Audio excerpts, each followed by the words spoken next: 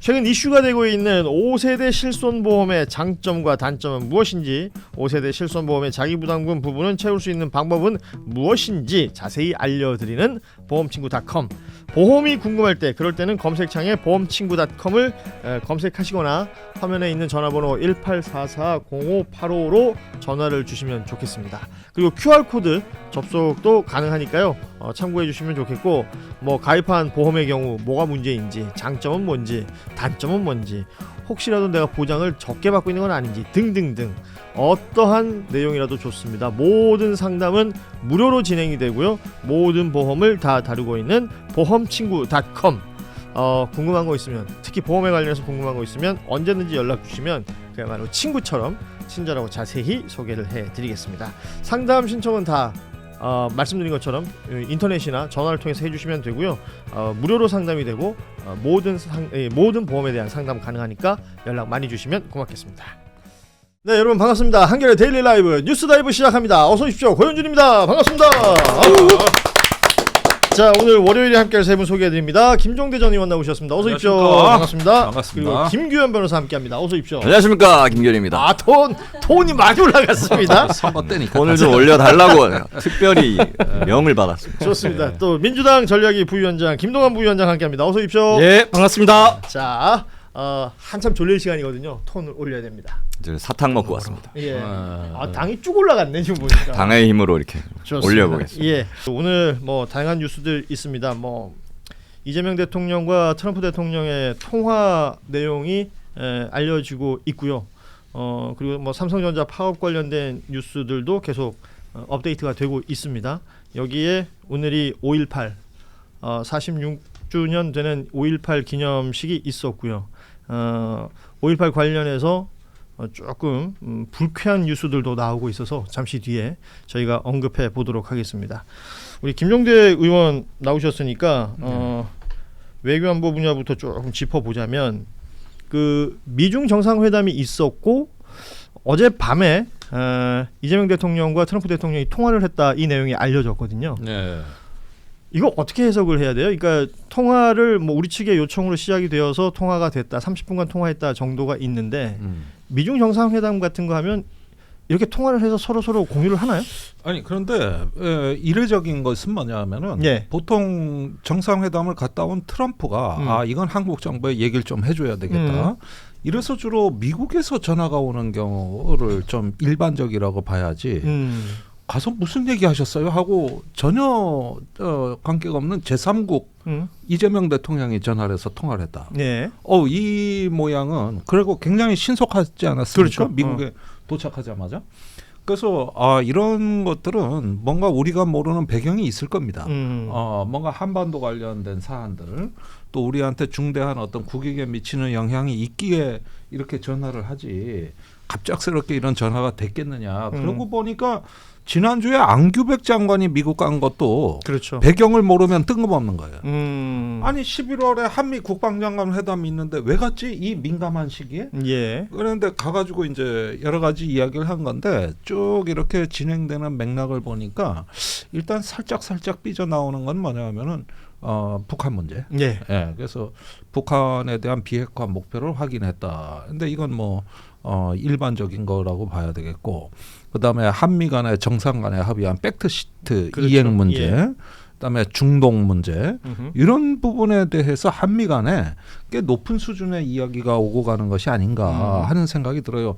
그 안규백 장관도 지난주에 헤그세스 장관한테 단계별 협력을 하겠다 그랬거든요.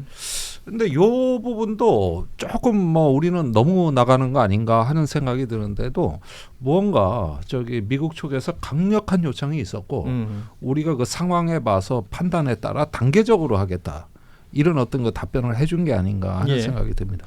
그 지금 보면 말씀하신 것처럼 이제 회담 결과에 대한 공유가 있었을 것 같기도 하고, 북한 문제 관련해서 한반도 평화 문제, 뭐 비핵화 관련된 얘기들이 있었다는 게 이미 보도를 통해서 알려진 내용들이 있고, 기존에 이제 그 팩트시트, 그러니까 합의했던 내용들 있잖아요. 뭐 대미 투자라든지 이런 부분들, 예, 이런 부분들에 대해서도 다시 한번 체크를 했을 것이다. 근데 이 부분도요. 예. 우리가 미국에 요구한 게 맞습니다. 우선 첫째 통화 스와프.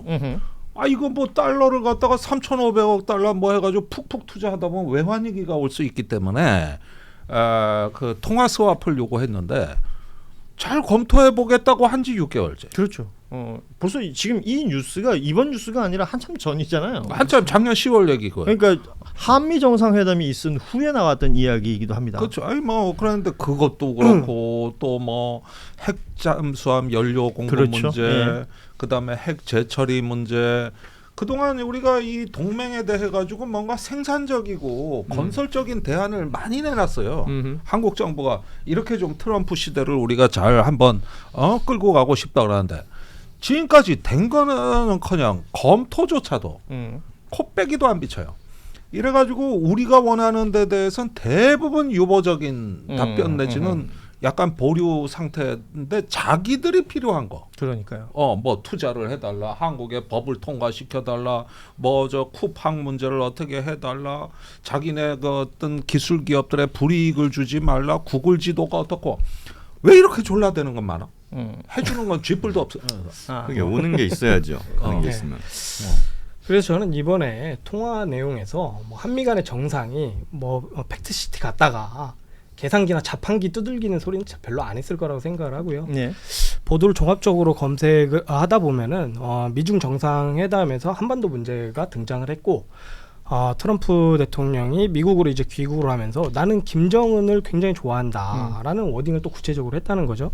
그러면서 이 한반도에 날리는 메시지들이 상당하게 대한민국에서 집중적으로 좀 바라봤고 그런 부분에 대해서 통화를 좀 한 거 아닌가라고 생각을 하고 있고 이어지는 그 외교부 장관의 어떤 발언들을 보면은 뭐 핵잠 문제라든가 우라늄 농축 문제라든가 이런 것이 연관돼서 보도가 되고 있거든요.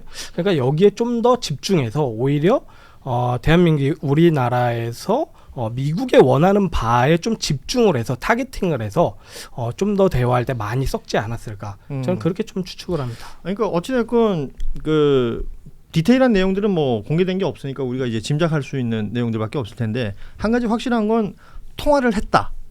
정상 간의 그렇죠. 정상 간의 소통을 직접적으로 했다라는 부분은 확실할 것 같습니다. 뭐 모두가 예상하건대 트럼프 대통령이 지금 국내 지지율이 별로 안 나오고 가을에는 이제 중간 선거가 있잖아요. 톤 올리기로 하지 않았었나요? 네.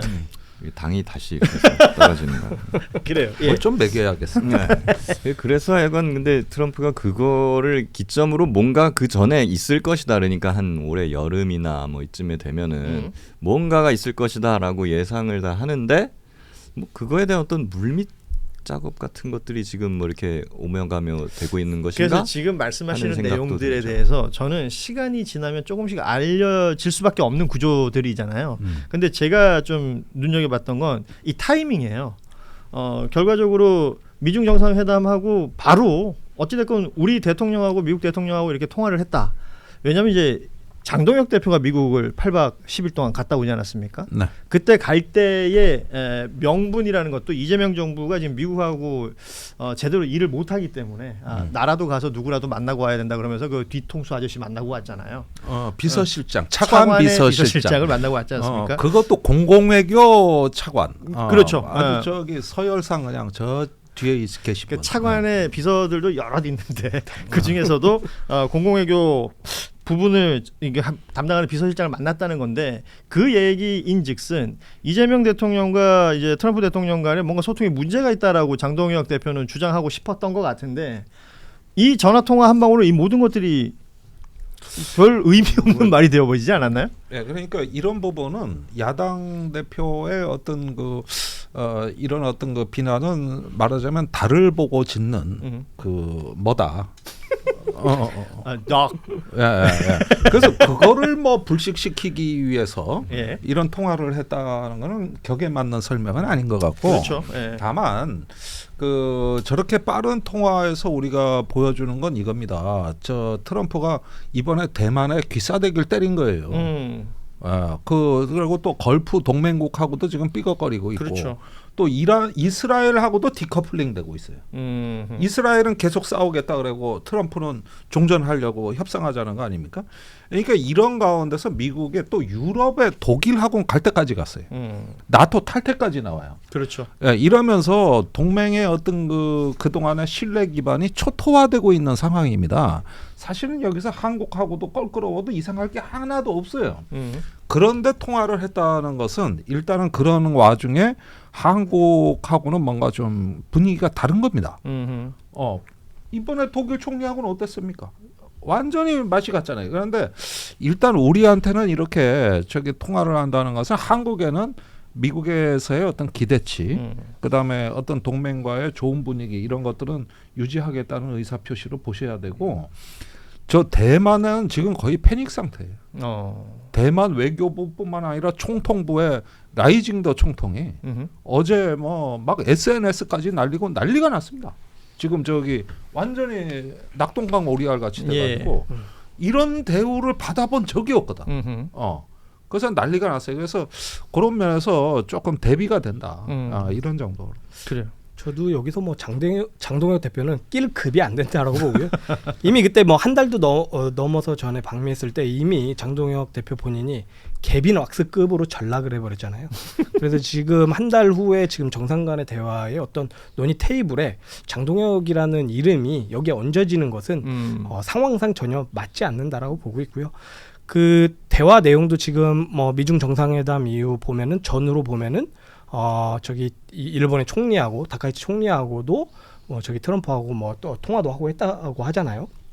그리고 이 직후에는 우리나라에서는 조현 외교부 장관이 또 이란 대사에게 이거 지난번에 있었던 피격 사건에 대해서 설명하라라고 하는 것, 이런 내용들을 좀 종합을 해보면은 한미 간의 관계 우려들을 일정적으로 해소하려는 움직임이 우리나라에도 분명히 있었다라는 것을 한 축으로 하고, 방금 의원님 말씀하셨듯이 대만을 중심으로 한 국제관계에 있어서의 문제가 이번 미중 정상회담의 주요 테이블이었다라는 것 정도는 확인할 수 있지 않을까? 사실은 미중 정상회담이 있기 전날 양국의 이제 경제 수장들, 뭐 스캇베센트 재무장관하고 허리펑 국무원 부총리하고 우리나라에서 만났잖아요.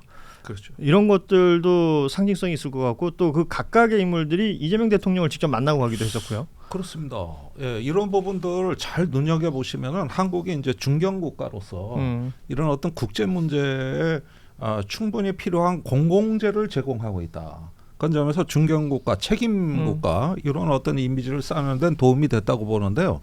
그거보다 더 결정적인 것은 이번에 언론에서 잘 보도를 안 하는 한 가지 큰 그림이 있어요. 그 베이징에 트럼프가 도착하기 직전에 중국이 대형 상선 600척을 호르무즈 해협으로 밀어넣습니다. 그래서 미군 해군하고 대치가 지금 벌어지고 있거든요. 만일에 대만 문제에서 트럼프가 마음에 안 들었다, 그러면 시진핑이 인해 전술로 이 상선들을 밀고 들어갔을 가능성이 높고, 그 특히 베이징에 도착해서 그 시진핑 트럼프 정상회담 전날 베이징이 초대형 유조선 10척을 더 넣어가지고 그걸 맨 앞에 세워서 지금 5만만 일대로 밀어넣고 있거든요. 아, 그래요? 그 내용은 좀 몰랐어요. 이건 일체 언론에도 안 났어요. 그런데 그 상선 데이터에 그 나오는데, 그랬는데 그 저기 미 항모전단이 이거를 통제를 차단을 못 해가지고 저 5만만 북쪽 파키스탄 쪽으로 항모전단을 지금 뺐습니다. 말하자면 이제 밀어 올린 개념이 됐네요. 그래가지고 지금 호르무즈 해협일 때 이란 고속정하고 중국 상선이 엄청나게 지금 몰려와 있거든요. 아니, 그 일촉즉발이에요. 군함이 지금 상선에 밀려나요? 밀려날 수밖에 없죠. 거기서 발포를 했다간 이거는 심각한 일이 될 텐데. 그러니까 이 상태를 만들어 놓고 시진핑이 정상회담을 한 거예요. 그런데 만일에 정상회담에서 뭐가 틀어졌다, 그럼 밀고 들어가라 그러면 돼요. 그래서 한쪽에서 그 파키스탄에서 5만만에 이르는 일대가 지금 이 전쟁이 일어나고 생전 처음 보는 그림이 펼쳐지고 있는 상태에서 베이징에서 회담이 열렸는데, 이번에 시진핑이 독하게 마음을 먹고 트럼프한테 체계적으로 나오는 거야 이게.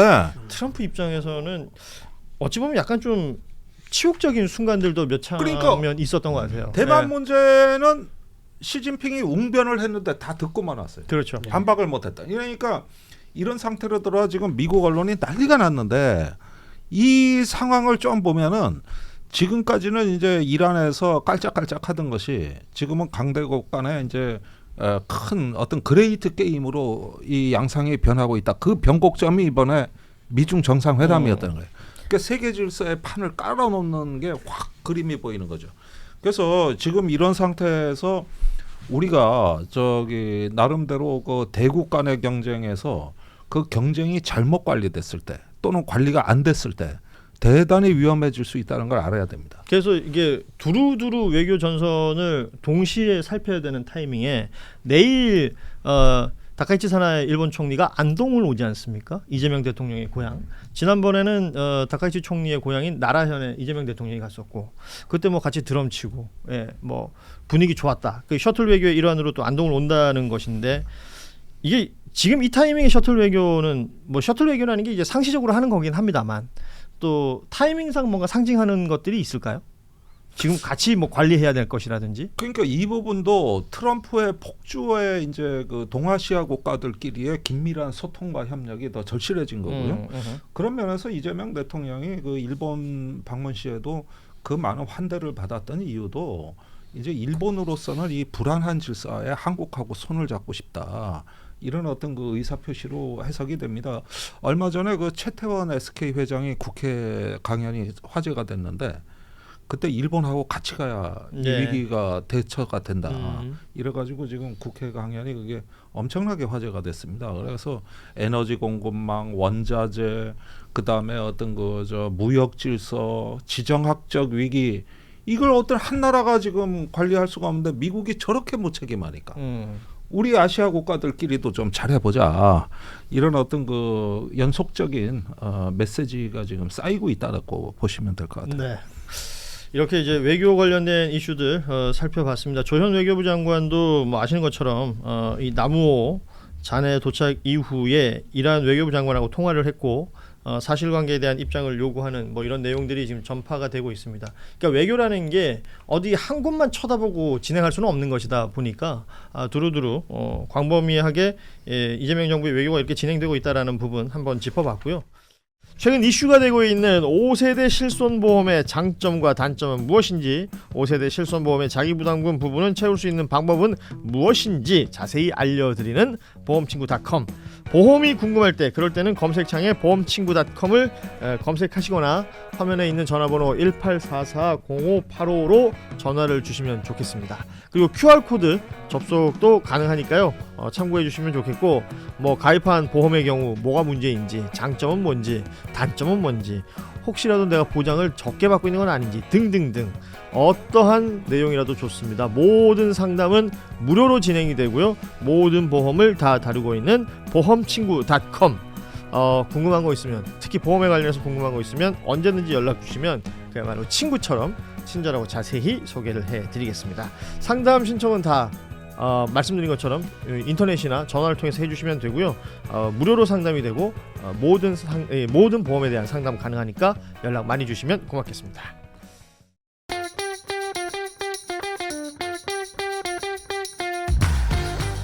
TBS와 한겨레가 공동으로 6.3 지방선거 개표방송 2016 시민의 선택 시선을 방송합니다. TBS의 저력과 한겨레의 시선으로 고품격 방송을 약속드립니다. 6월 3일 오후 6시부터 자정까지 TBS 지상파 라디오와 TBS TV, TBS 유튜브 그리고 한겨레 TV 유튜브 채널에서 만나실 수 있습니다.